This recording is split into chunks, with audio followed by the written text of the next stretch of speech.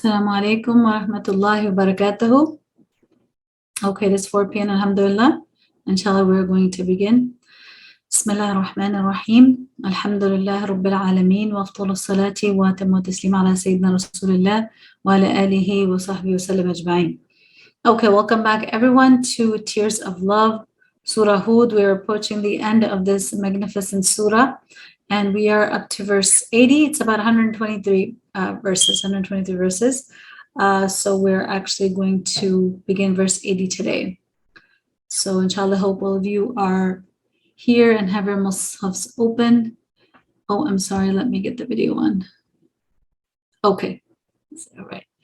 Bismillah ar-Rahman ar-Rahim. Alhamdulillah Rabbil Alameen. Wa afdalu salati wa atamu taslim ala Sayyidina Rasulullah wa ala alihi wa sahbihi wa sallam ajma'in. Okay, so welcome back, everyone. We are on verse number 80 of Surah Hud, Tafsir, Tears of Love for Surah Hud. So if you look at on your screen, قَالَ لَوْ أَنَّ لِي, so I think I had mentioned this before. I think that wow is a typo. If you look at the Musaf that I have, and you can look at your Musaf at home, the wow is not supposed to be there. So that's very serious. Okay.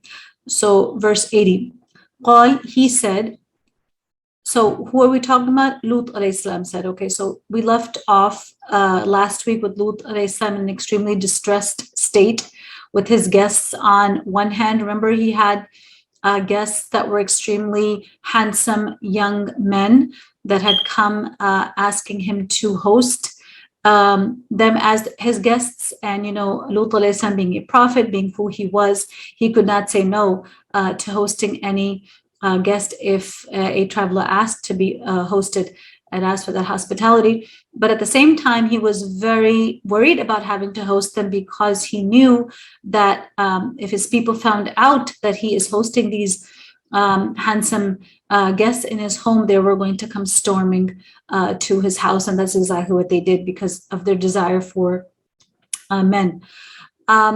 So this is the state that we left Lut alayhi salam in last week. So you have these guests in his house, inside of his house, and his shameless people of the town outside his house, and they are storming his house, encircling the house, hell-bent on having their way with these guests in his home. And one tafsir I read, they were even ready to jump over the walls of the home, and really stopping at nothing to get what they wanted. So with that, verse 80, قال, he said, lo, if only.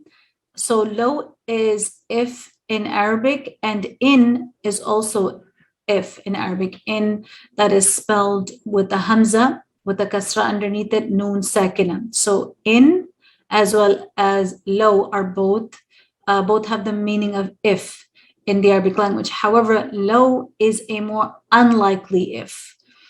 You can say, if I exercise every day, I will get stronger. So that's like the more likely if, right? It's probable that will happen.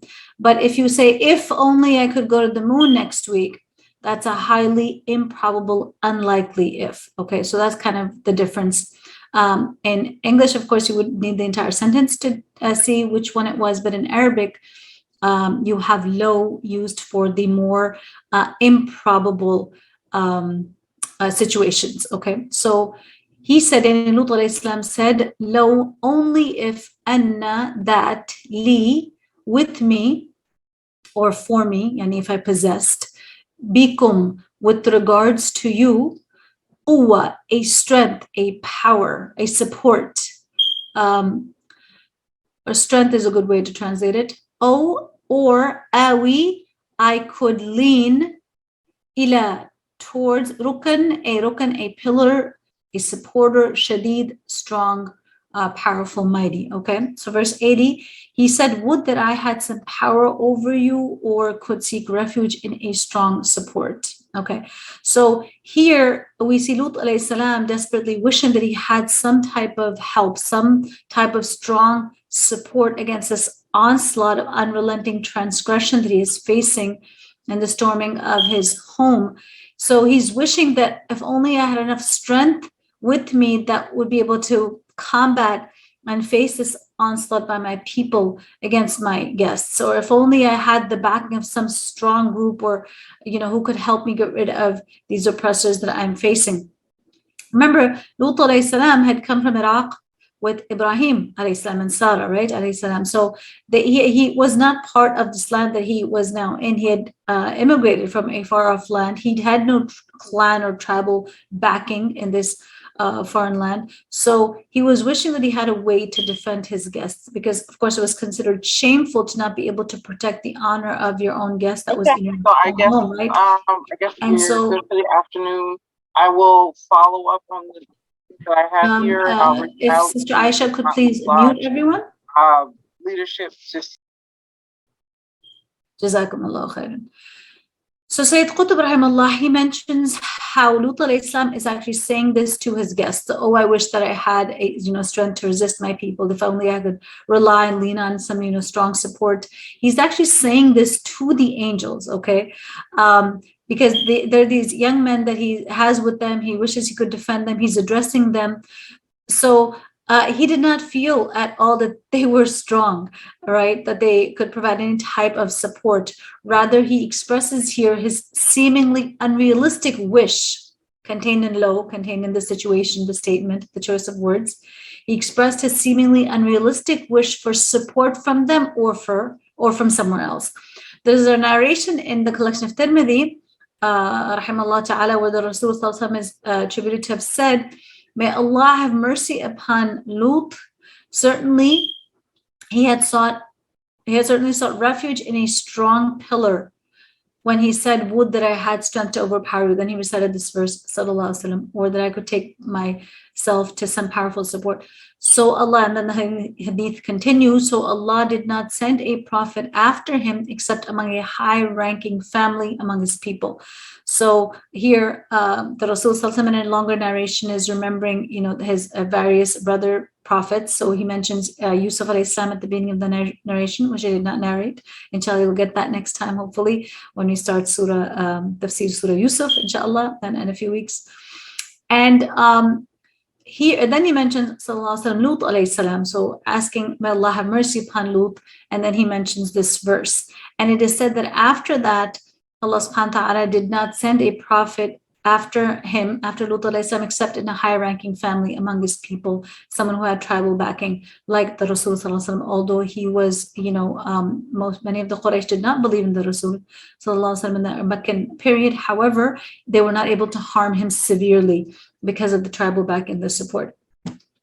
And of course, Allah subhanahu wa ta'ala is the ultimate rukn shadid. He is the ultimate source of strength and power, because while Lut alayhi salam is making this wish, he's making it or saying it to the guests, which are actually mighty angels. Remember, we had said that this is Jibreel alayhi salam and Mikael and Israfil. So these are like the top angels that are there to relieve Hud alayhi salam. So let's look at 81.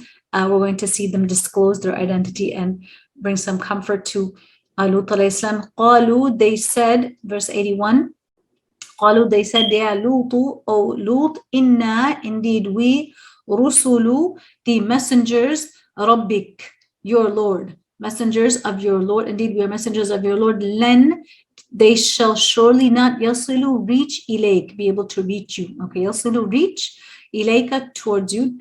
Fa'asri, so leave or move or go, at night, bi ahlika, so go, actually night is mentioned afterwards, so go bi ahlika, along with your family, bi qat'am, in a part, min, from al-layl, of the night, wala, and not, yaltafit, turn back, minkum, from among you, ahadun, anyone, illa imra'atak, except for your wife, innahu, indeed, musibuha, indeed that, literally, indeed that, musibuha, her, what is going to befall her, or her fate, or what shall afflict her, ma, that which, asabahum, has afflicted them, inna, indeed, maw'idahum, their maw'id, or their appointed time, or their deadline, you can say, as-subh is the morning, alaysa, is not, as-subhu, the morning, qareeb, close. verse number 81. They, and the angels said, O Lut, we are messengers of your Lord. They shall never reach you. So move with your family in a part of the night, and none of you shall turn to look back except your woman, except your wife. There has to befall her whatever will befall them. Their deadline is the morning, is it not that the morning is near? Okay, so this is verse number 81. So here we see the angels actually disclosing their identity to comfort Lut alayhi salam, that the support he was in fact craving was right there in front of him. So he's given the consolation, listen, your people are not going to be able to hurt you in any way whatsoever, okay? Your people, they will not be able to hurt you, and you have to go in a part of the night, you have to leave this habitation. Okay, this is the instruction that he receives. Go with your family except for your wife, and leave this habitation. Mawdud in his tafhim, he mentions that this is meant to impress on them the urgency of the matter so that they should get out of the doomed place and not even turn around to look behind them to see what is happening. They're instructed to not even look back.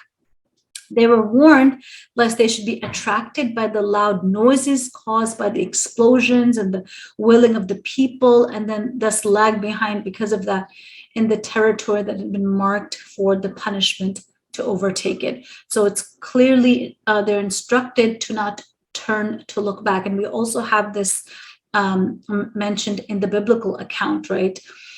And so Ibn Kathir mentions about this part that if you hear the sound of the torment of the punishment, don't rush towards that disturbing noise. Just continue leaving. Don't turn back. Don't rush back. Don't be distracted by any of the noise. Don't be distracted in hastily leaving. Okay, so you get out of there as soon as you can. So it's like an emergency evacuation, but not just from a natural disaster. This is the punishment of Allah subhanahu wa ta'ala. We seek refuge in Allah from His wrath. So Qutb mentions about this that the first instruction required that none of the good people who believed in Allah subhanahu wa ta'ala should delay their departure or look back because of the destruction that was going to befall. And subhanAllah, look how the time of the punishment is also disclosed. Lut alayhi salam is told to leave in the night, and he's told that it's going to, the rest of them are going to be destroyed in the morning. That the Tafsirs mentioned that, remember, this part of Lut alayhi salam's life that is being shared here in the Quran is a time of peak distress for him because of the way his people were storming his house and the anxiety that he had, the great deep anxiety that he had about what would happen to his guests. Before he knew they were angels, he was at the peak of his distress over what his people may do to his guests. So he was in such a state that he wanted, once he learned that these were actually angels, he wanted the angels to take care of the people right away. He wanted them to be overtaken by the scourge right away, right? And Ibn Kathir mentions this, right, that he wanted them done away with at that point in time.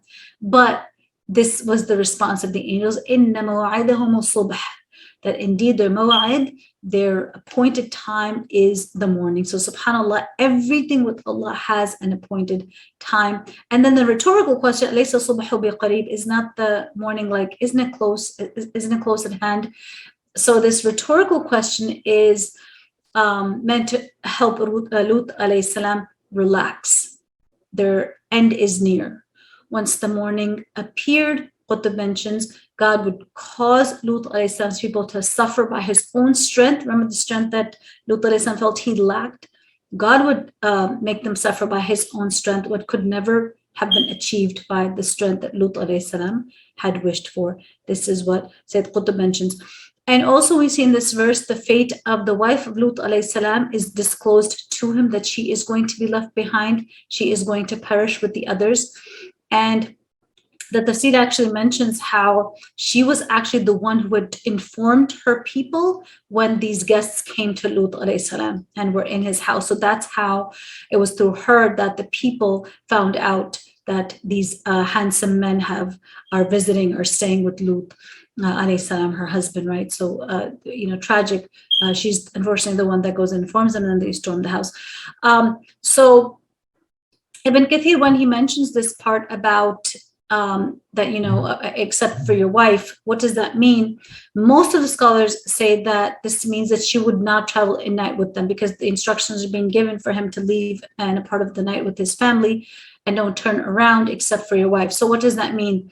Don't travel with your wife, or your wife is not going to be one of the ones that will go with you. So most of the scholars said that this means that she would not go with Lut alayhi salam. Rather, she stayed in her house and she was destroyed. Other scholars said that it means that she actually looked back during the travel, right? And you can see how the Arabic actually lends, can be interpreted in that way as well. And don't turn around anyone from among you except your wife, implying that she may have been one that looked back during the travel. So those scholars that have that opinion, they say that she did indeed leave with them, but when she heard the inevitable destruction, she couldn't help it. She turned around, she looked back, and when she saw what was happening, she felt for her people, oh my people, and then that's when a stone came down from the sky and killed her.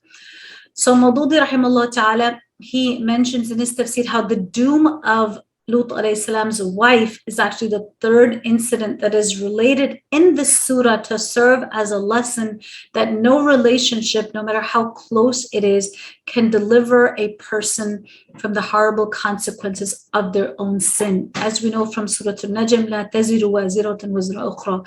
No bearer shall bear the burden of another. Everyone has to bear the burden of their own sins and their consequences. So he mentions how this is a third relationship where we see that no matter how closely related you were to a man of God, to someone who was close to Allah subhanahu wa ta'ala, even if it was a prophet, it did not help the person who was guilty of their own crimes. This is the third such relationship. Can anyone type in the chat, what are the other two relations? Who remembers from the surah? What were the two other relations that actually were destroyed in this surah, although they were related to very closely to prophets, or prophets had pleaded their case, but they did not, they were not saved from their punishment. Yes, very good. So Nuh alayhi salam and his son is the first example. We saw that earlier in the surah, that even though Nuh alayhi salam makes dua for his son, right? His son was not a believer, he drowns. And then Nuh alayhi salam tries to make dua for him, and he's actually told that he's not even from your family, right? And the way we learned there that the ties of Iman triumph the ties of blood. Who remembers the other incident where someone pleads the case of a certain people? I'll give you a hint, of a certain people, and that plea or request is rejected.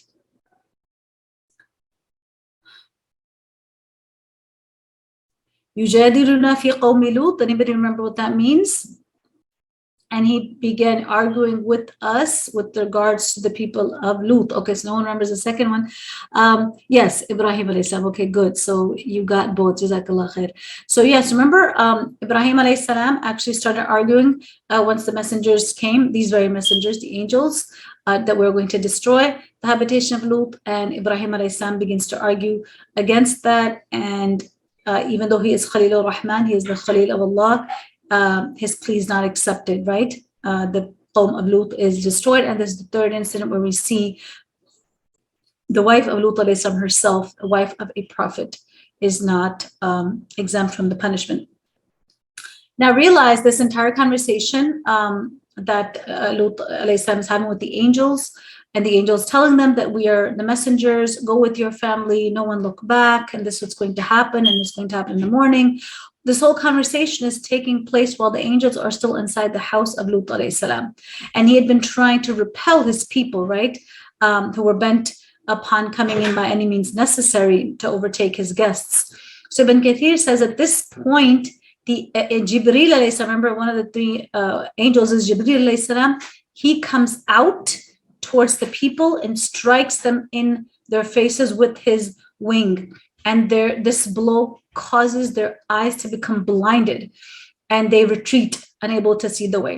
Now, sometimes, we have these fancy details in tafsir, and we don't know, if they're 100% authentic or not.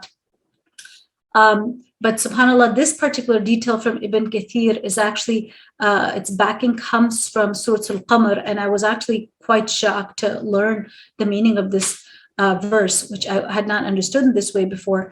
Surah Al-Qamar, verse 37, وَلَقَدْ رَاوَدُوهُ عَنْ ضَيْفِهِ فَطَمَسْنَا أَعْيُنَهُمْ فَذُوقُوا عَذَابِ وَنُذُرِ.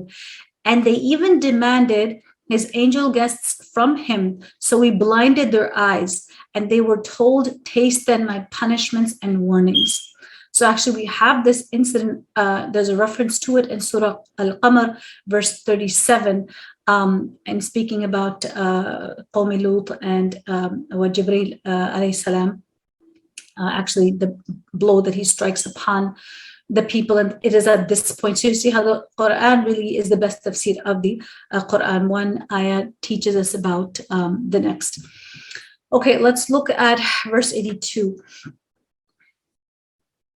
فَلَمَّا, so when جَاءَ came أَمْرُنَا, our command, جَعَلْنَا, we turned, عَلَيْهَا, جَعَلْنَا is we made, جَعَلْنَا we made, عَالِيَهَا, so not turned, جَعَلْنَا is we made, عَالِيَهَا, its top, سَافِلَهَا, into its bottom. وَأَمْطَرْنَا, and we rained, عَلَيْهَا, upon it, حِجَارَةً, stones, min, from sijil is clay, mandud, so baked clay is a more accurate translation, referring to stones. Mandud, arrayed, yani layered, one upon the other, or clustered, as your tafsir says. And here the translation is, so when our command came to pass, we turned their habitations upside down.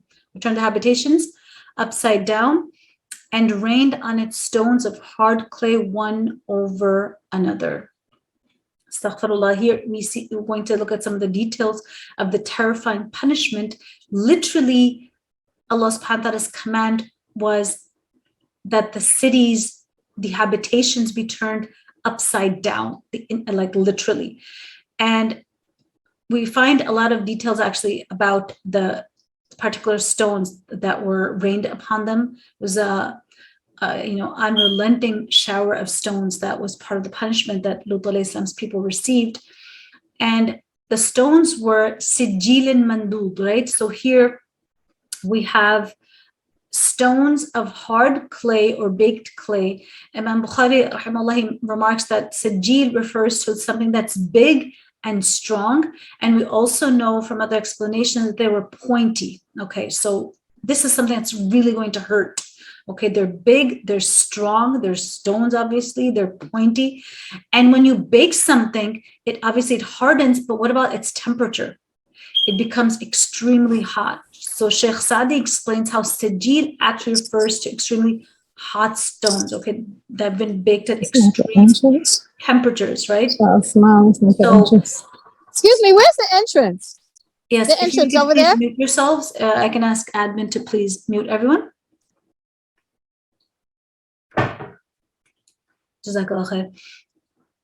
So, so you can think of like firestones, so to speak, that's just, my own phrasing of it, but extremely hot, pointy, stones that are extremely hot. We seek Allah's refuge from his punishment, that are coming down in a fashion that is described as mandud, or stones that are mandud, in clusters, arrayed, yani one after the other, coming down in layers, in an ordered series, in a particular arrangement and order, and it's unrelenting, it's constant, right? And it is mentioned that the stones were arranged in the heavens. Some tafsirs will actually tell you this, that these stones were actually arranged in the heavens and prepared for this particular destruction. And, they followed one upon the other as they were descending upon the habitation of Lut alayhi salam. And anyone who would separate him or herself from the town, the stone would also fall upon them and strike them as well. And it is also said that they were stained with mud and heavily showered upon these people. And it wasn't just the stones. There's indication that there was an earthquake that was also involved in their punishment, which turned their habitations upside down, and that there was a volcanic explosion possibly that then caused these stones to rain upon them. And, Wallahu alam, Qutb mentions how the calamity portrayed here sounds similar to some volcanic eruptions, so that what has been erected on the earth is swallowed up and it's accompanied with fire, stones, mud, and lava. But we don't know for sure that there was a volcanic eruption. We can't deny it either. Wallahu alam, Allah knows best. We see in verse 83, actually, a further description of the stone, which describes them as musawwama. So let's look at 83. Musawwama, marked, عند, with Rabbik, your Lord, wa, and ma, not here, it, min, from al-zalimina, the wrongdoers, biba'id, far. Marked from your Lord, referring to the stones, and it is not far from the transgressors or the wrongdoers, right? So these were marked, literally, it is said that the stones were marked by name.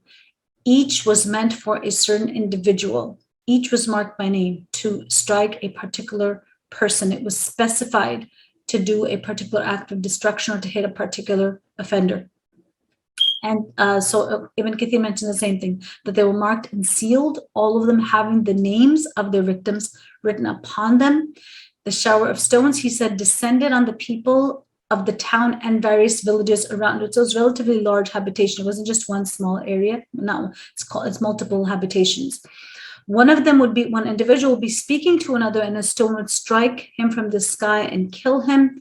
Thus the stones followed them, striking the people in the entire land until they destroyed them all. Not a single one of them remained. You can find this in Ibn Kathir.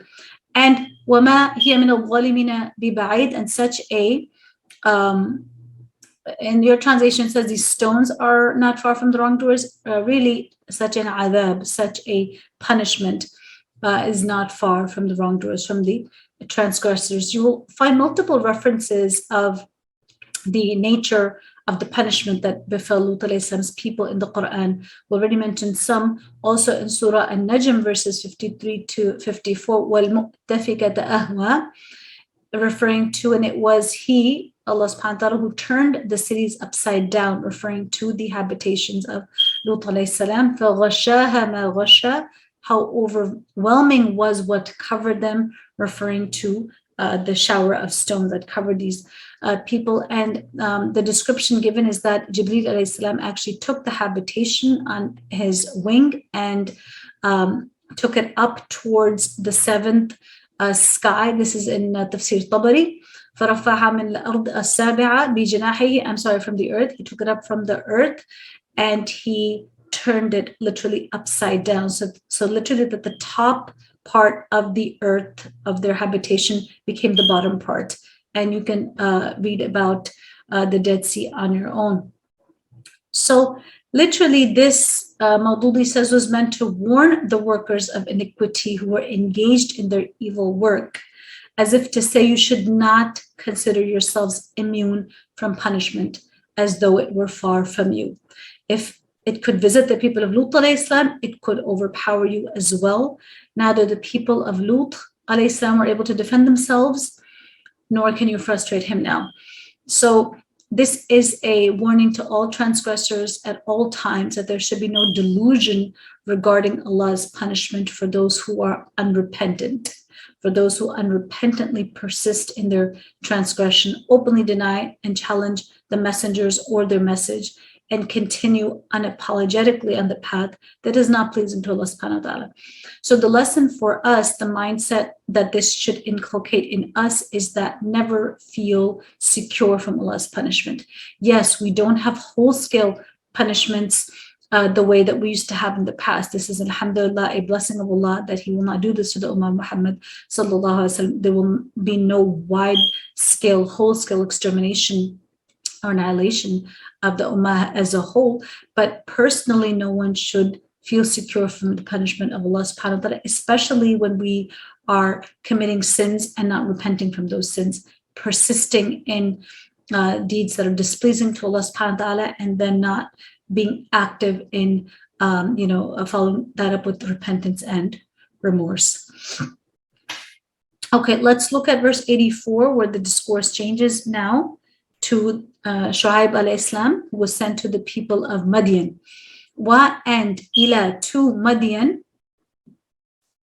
akhahum, their brother, Shu'aib alayhi salam, قال, he said, Ya qawmi, O my people, Ya qawmi abudullah, worship Allah. He said, O my people, worship Allah. Ma, not lakum, for you, min, from, meaning other than, ilah, a God, ghayru, other than him.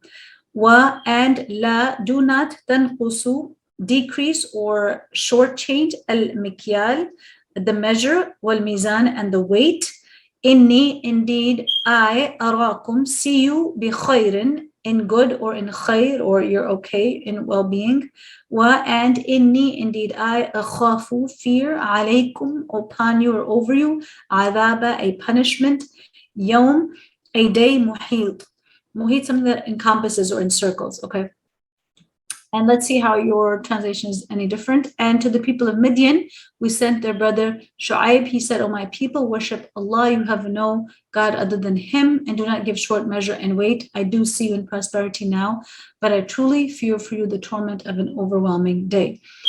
So with these verses now, the address shifts to the people of Shu'aib.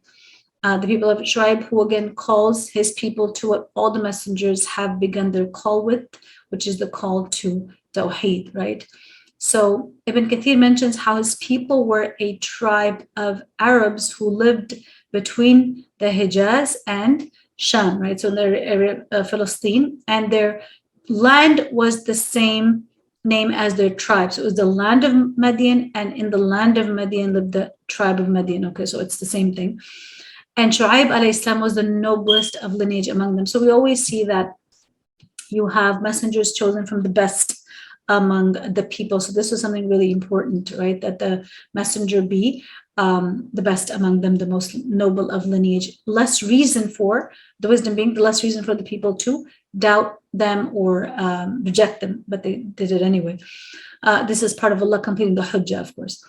Anyhow, so he forbids them, Shu'aib alayhi salam forbids them from the particular ills that plagued their society, and that was dishonesty in their public dealings, their financial transactions of buying and selling. And Qutb explains this, that they used to give other people less than the value of their goods in trade and business, right? Their geographical position meant that they were able to control the trade route of the caravans moving between the north and the south of Arabia. So this enabled them to dictate unfair terms on other people's trade. So they were given the strategic advantage, which they took unfair advantage of, right? And Shu'aib alayhi salam is telling them, right now I see you're doing well. Currently you're doing well, So this indicates they were financially very prosperous, but you're taking financial advantage of others. And so I fear that you're going to be deprived of this bounty that you are enjoying by violating Allah's prohibitions, as Ibn Kathir mentions. So the lesson that we learn here, and Qutb mentions this, is that your happy state, your state of happiness, your state of prosperity, your state of well-being totally applies to us and to every time and age, is always threatened by engaging in haram, by cheating, by unlawful earnings, by going to the haram, by engaging in that which is displeasing to Allah subhanahu wa ta'ala. That always threatens your state of happiness, your state of prosperity. And if you think about sin and the effect that has on any upright individual, it takes away your peace. It takes away your, the calmness or the tranquility that you otherwise enjoy when you are doing good deeds, when you're living a life that is filled with good deeds. A life that is focused on good deeds is hayatun tayyiba, right? And we have this promise of Allah in the Quran that whoever does acts of righteousness, Allah will give them a good life, right? A good life is defined by acts of righteousness. You will not be happy if you are not good, right? And this is a beautiful lesson that we learned from Shaykh Akram just a few weeks ago. He was teaching us that the Quran does not teach you to be happy. It teaches you to be good. And once you are good and you pursue goodness and you pursue good deeds, you will automatically become happy. So the goal is goodness. It's not, the goal is not happiness, right? And this is kind of where humanity is going wrong around us, right? People are pursuing happiness, chasing happiness in and of itself, primarily through material pursuits, which is why when you're tired of one material indulgence, you look for the next, and there's never an end to it, right? Hence iPhone 14 or whatever it is that we're up to. But real happiness is not going to come by pursuing it directly. It's going to come through goodness. It's going to come through the way the Quran has taught us, through good deeds. That hayatun tayyiba, the good life, is going to come through the good deeds, right? So this is a really a lesson of gold that we learn here. And if we can apply that in our lives, subhanAllah, then, we will be living the dream life. So here Shu'aib alayhi salam is very concerned because his people were not practicing that. So he's afraid that a punishment is going to descend upon you that will be all encompassing, that will overwhelm you, that will overtake you, right? And here it's translated as, an overwhelming day or an encircling day. Both translations are acceptable. Okay, let's look at verse 85. وَيَا قَوْمِ, and O my people, أوفوا, perfect, al-mikyal, the measure, wal-mizan, and the balance, bil-qist, with justice. وَلَا, and do not, tabkhasu, fall short or make the people short, an-nasa, وَلَا tabkhasu nasa, don't make the people be short of their things, or do not defraud people, as you have on your screen. وَلَا تَبْخَسُوا النَّاسَ أَشْيَاءَهُمْ, their things, وَلَا, and do not, تَعْثَوْا, go about, strut about, فِي الْأَرْضِ, في, in al-ard, the earth, مُفْسِدِينَ, as people of corruption, right? So, O my people, perfect the measure and the balance with justice, and do not make the people short of their things, and do not go about the earth spreading disorder, okay? So here, the first thing O my people, you need to pay attention to is being honest, to give full measure, to measure properly, to weigh properly, to be fair in your commercial business trade dealings, right? So this is a little bit different from the previous verse. If you look at the previous verse, verse 84, وَلَا تَنْقُصُوا الْمِكْيَالَ وَالْمِيزَانَ, do not give short measure and weight, right? And here, 85 is in the affirmative, right? So you see in 85 is perfect the measure and the balance. So Sayyid Qutb says that he repeats his advice positively in the affirmative after having expressed it in the previous verse in the form of a prohibition. So he says how this is closer to saying, give others more than they do. Yani, just don't not do what's prohibited, which is cutting people short, but also bring perfection, bring ihsan in your dealings with others, right? And Qutb interprets this to mean give them even more than what is due to them, right? And he says that different forms of expression have different connotations and they leave different effects. And that's certainly true, right? The effect of giving full measure and full weight is much more kindly than that of falling short. So don't deprive people of what is rightfully theirs. Then he goes to prohibiting them from defrauding people of their property. And Qutb mentions how this is a general statement.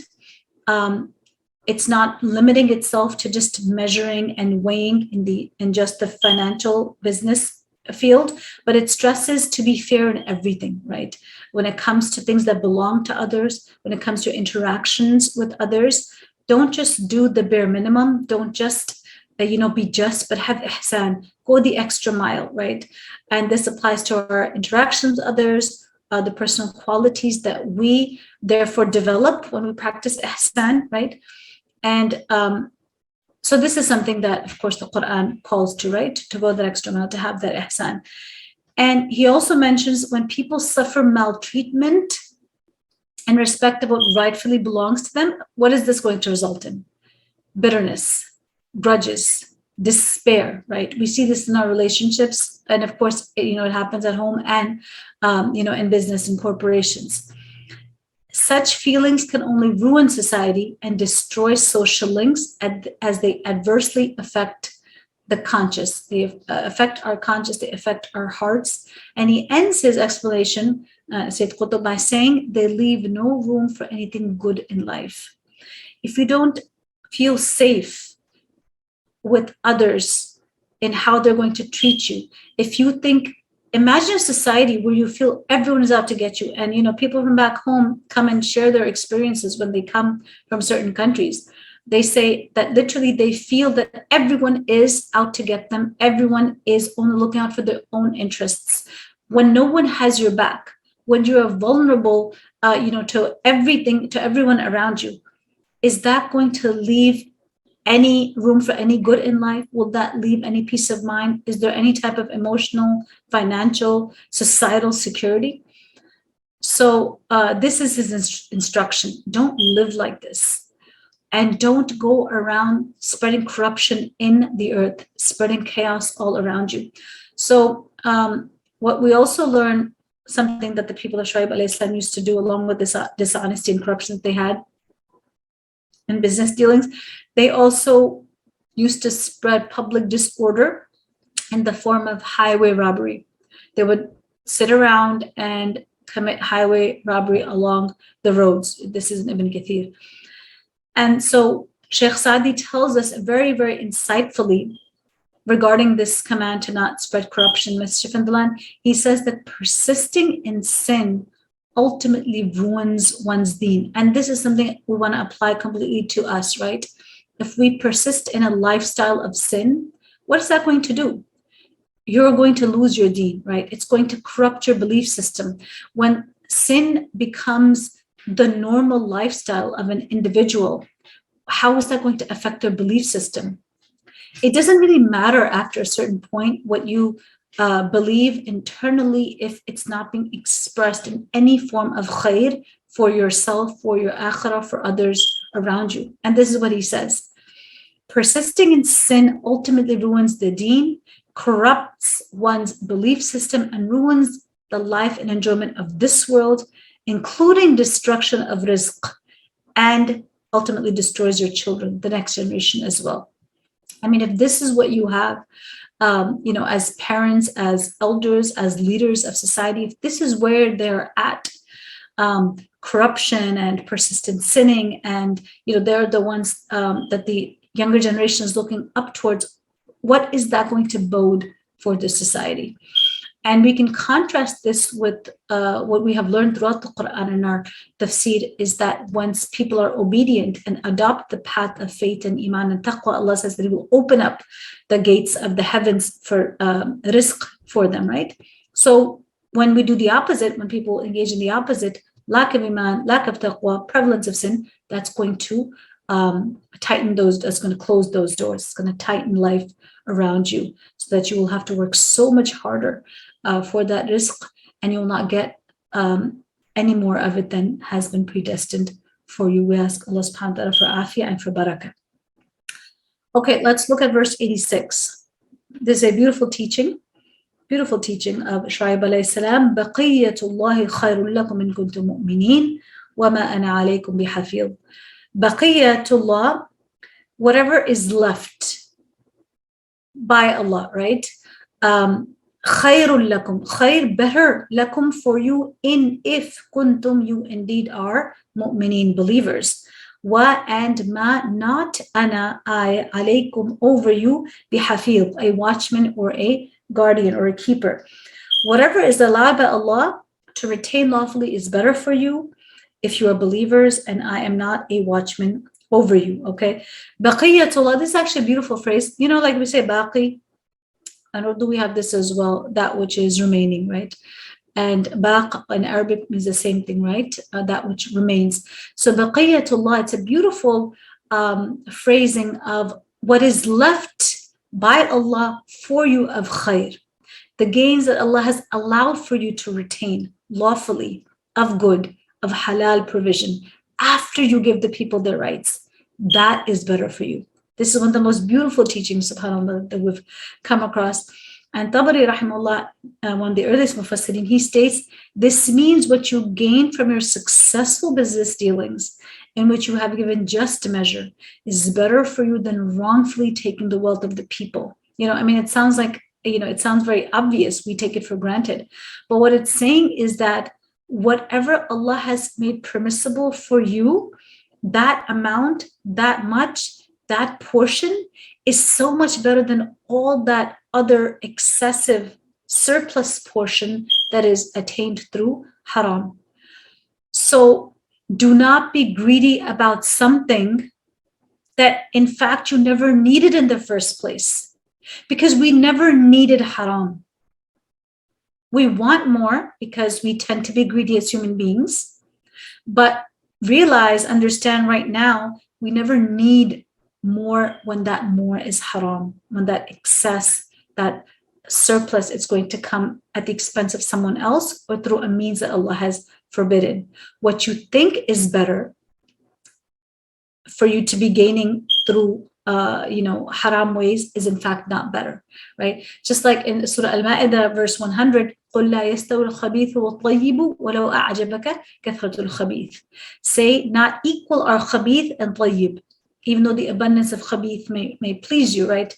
You may be pleased by abundance, by surplus, by excess. But if those things are not tayyib, if they're haram, if they're khabith because they were procured through unlawful means, or they're unlawful, in and of themselves, then that is not better. The tayyib, even when small or less, is actually more. Less is more. We have this saying. So baqiyatullah, less is more. So this is what I call a thinking correction. If you look at Surah Rum, verse 39, وَمَا آتَيْتُمُ الرِّبَا لِيَرْبُوَ فِي أَمْوَالِ النَّاسِ فَلَا يَرْبُو عِنْدَ اللَّهِ وَمَا آتَيْتُم مِّن زَكَاةٍ تُرِيدُونَ وَجْهَ اللَّهِ فَأُولَٰئِكَ هُمُ الْمُضَاعِفُونَ. Beautiful verse, Surah Rum, verse 39, teaching us how to live in terms of our financial lives. So we actually have monetary advice, of course, in the Quran as well. And it means whatever loans you give, only seeking interest at the expense of people's wealth, will not increase with Allah. Okay, so this is a reference to riba. And people ask all the time, can I have a savings account that accrues, gives me that savings, that cash back on interest, etc. Here's the answer for you. Whatever loans you give, only seeking interest at the expense of people's wealth, will not increase with Allah. But whatever charity you give, only seeking the pleasure of Allah, it is they whose reward will be multiplied. So interesting, the verse is saying that whatever you attain or procure through riba or at the expense of other people is not considered an increase in the sight of Allah. So whatever you get in this way is not really an increase. Rather, what you give seeking Allah's pleasure, they are the ones who al-muda'ifun, they are the ones who are going to get more. They're the ones whose reward is going to be multiplied. So more is not more if it's haram. So the lesson being, halal is always enough. The halal is always sufficient. It is what is blessed. We don't need to look into haram means and think that the good life lies somewhere else outside of Islam, right? Just like charity does not decrease wealth, unlawful procurement does not increase wealth, okay? Just like charity does not decrease wealth, unlawful procurement of wealth does not increase it. So this reminded me of the dua we have from Tirmidhi, Hasan Sahih narration, Allahumma kfina bihalalika and haramik wa ghunina bifadlika amman siwak. Oh Allah, grant me enough of what you have made lawful so that I may dispense with you from what you have made unlawful, and enable me by your grace so that enable me by your grace to dispense with all except you. Beautiful, beautiful dua. And he mentions at the end, وَمَا أَنَا عَلَيْكُمْ بِحَفِيظٍ. And I'm not a keeper over you. I don't have power over you. This is one interpretation. The most I can do for you is admonish you. I'm a well-wisher, but it's up to you to accept or reject my advice. You are the ones that are accountable to Allah subhanahu wa ta'ala, not to me. You're accountable to Allah and not to me for your deeds. So fear Him. Stay away from the mischievous deeds if you sincerely believe in Him. And Ibn Kathir interprets this as وَمَا أَنَا عَلَيْكُمْ بِحَفِيظٍ. I'm not a guardian, I'm not a keeper over you. And do it for Allah. Don't do it for me. Don't do it to be seen by the people. I'm not a guardian over you. I'm not constantly watching you, guarding you, looking at your every single deed. Do it for Allah, right? So take home lesson from this in terms of how the halal is always more. Allah has you covered. You do not have to go to haram to cover your needs. Allah has you covered through the halal that He has made lawful for you. Okay, let's look at verse 87. قالوا, they said, Ya Shu'aib, O Shu'aib, as-salatuka, does your prayer, does your salah, ta'muruka, command you, an, that, natruka, we leave, ma, that which, ya'budu, worship, aba'una, our forefathers, or an, that, nafa'ala, we do, fi, and here it actually means that we not do. Okay, I know it's confusing, but that's what it really means. Fi in amwalina, our wealth, ma, that which nasha, whatever we want. So, O Shu'aib, does your prayer command you that we not worship what our forefathers worshipped, or that we not deal with our wealth as we please?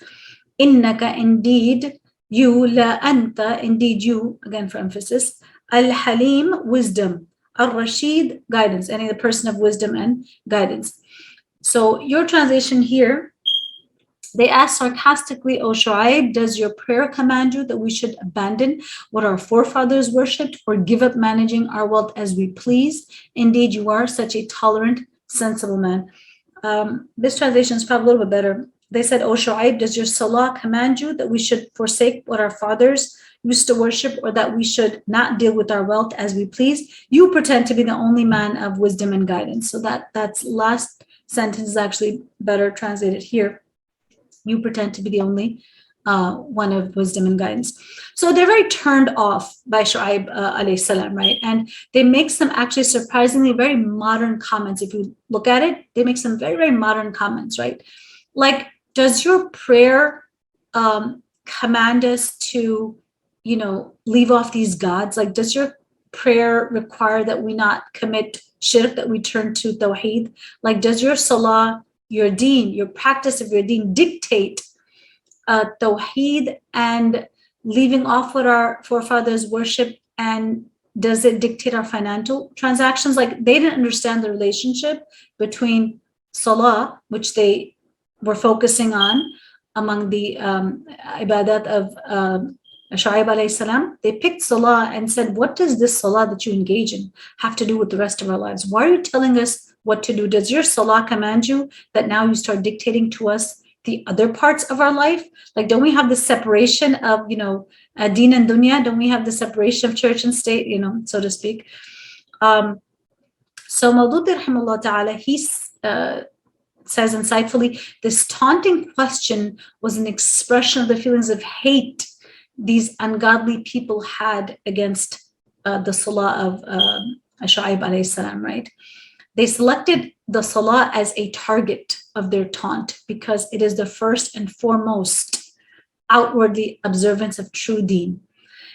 And they knew that someone who observes, someone who observes the prayer, they're like, what they were trying to understand the relationship between observing the prayer and commanding them with regards to the other aspects of their life, right? So the problem with their thinking, if you think about it, is very similar to the problem we find in our society today. What does deen have to do with how I can spend my money? What does the deen have to do with other aspects, right?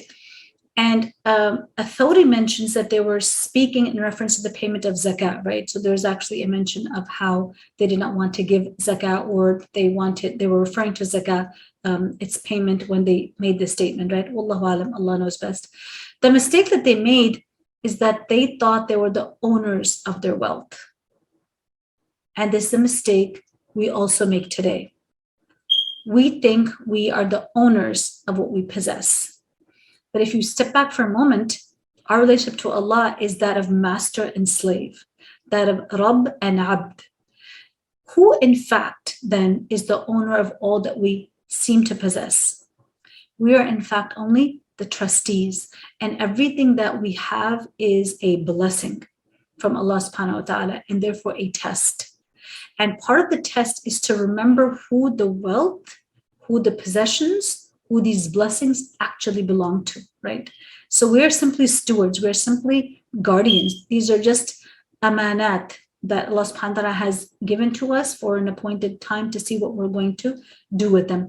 So the best thing to do is to spend, from it as much as you can on others, to give that zakat, to give that charity. And, it may not always be in terms of things that you have, or money that you have, but also things, right? That you may own something that someone may need to borrow, or, don't hold back or be stingy in things that you are able to give, remembering that day that no one will be able to give anything, right? On that day of judgment, there will be no sadaqah that a person will be able to give. There will be no help that one will be able to give to another, and it will not count at that point.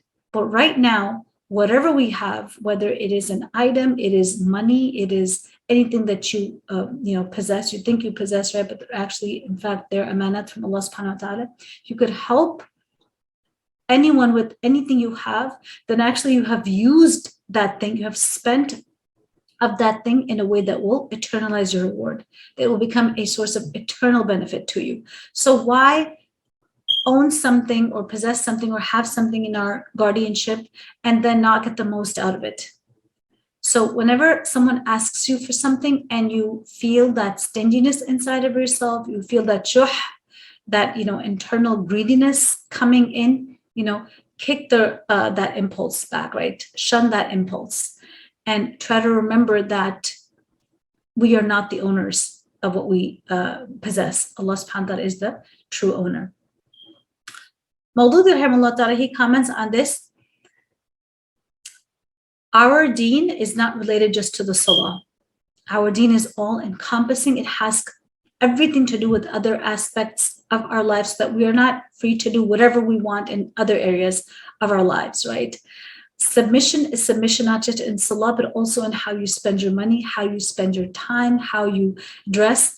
Islam is not confined to just worship. It covers all the other aspects of life as well, because all of us and all of our things really belong to Allah subhanahu wa ta'ala. So we are not free to dispense as we wish with what we have. Rather, we look to how to maximize these things for the pleasure of Allah subhanahu wa ta'ala. So this demand of the people of Shu'aib alayhi salam that he mentions, that they had every right to do as they pleased with their goods and possessions, much like today, shows that there is nothing new about the theory of dividing life into these separate compartments that we have of deen and dunya, of religious and mundane. Maududi writes some 3,000 years ago or so, which is when Shu'aib alayhi salam lived, right? People insisted on this division just like we have this division today. People want to separate church and state. People want to leave, religion in one part and the rest of their life in another part.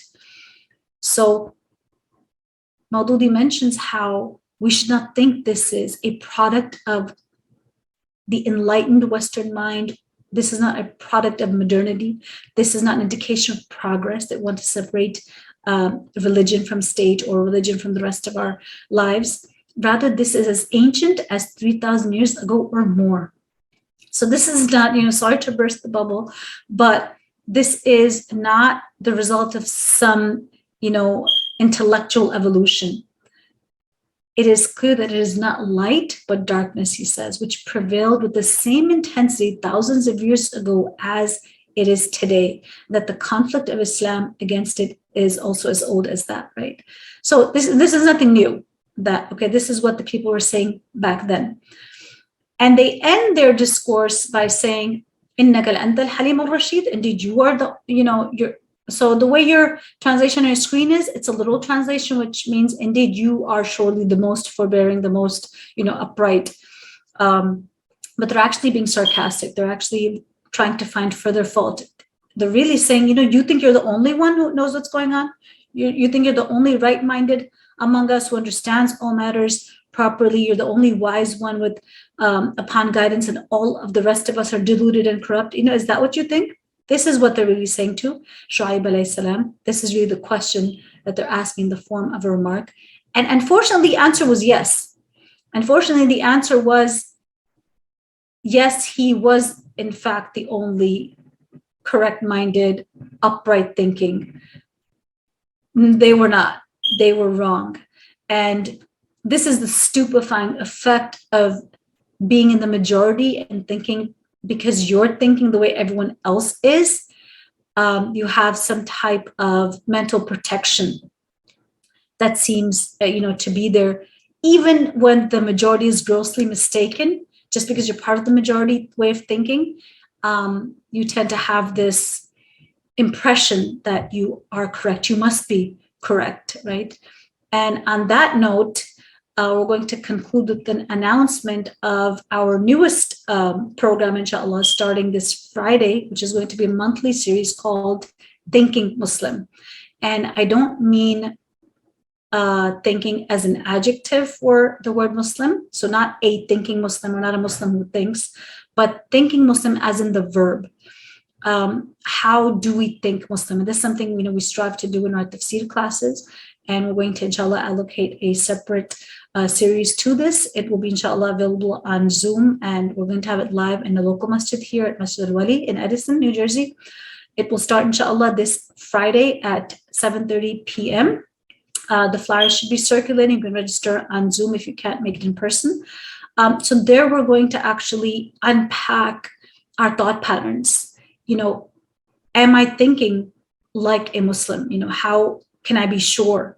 And what is the Quranic thinking that I want to instill and avoid those mental pitfalls that so much of humanity fell through? Okay, so inshallah, with that, we conclude. If there are any questions or comments, you can put it on the chat, inshallah, in the group, I'm sorry, since the time is up. So inshallah, with that, we conclude. Next week, we will not have class on Wednesday. There's another commitment that I have to attend to. Unfortunately, there will be a time clash. So inshallah, keep posted for when we'll have that makeup class. We may have to do 2 classes in 1 week because we only have a few weeks left. So inshallah, stay tuned for the exact time, inshallah, for that makeup class for next week, inshallah. Subhanak wa bihamdika, la ilaha illa anta, nastaghfiruka wa natubu ilayk. Assalamu alaikum wa rahmatullahi wa barakatuh. Wa alaikum assalam wa rahmatullahi wa barakatuh. Jazakallah, sisters.